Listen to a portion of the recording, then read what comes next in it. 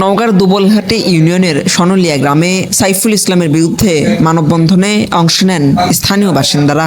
এ সময় তারা অভিযোগ করে বলেন, জনসাধারণের ব্যবহৃত একটি জায়গা দখলের চেষ্টা ও মিথ্যা চাঁদাবাজির অভিযোগ তুলে অপপ্রচার চালান সাইফুল ইসলাম। মানববন্ধনে দেয়া এক বক্তব্যে ভুক্তভোগী হারুনুর রশিদ দাবি করেন, 50,000 টাকা চাঁদাবাজির অভিযোগ সম্পূর্ণ মিথ্যা ও উদ্দেশ্য প্রণোদিত।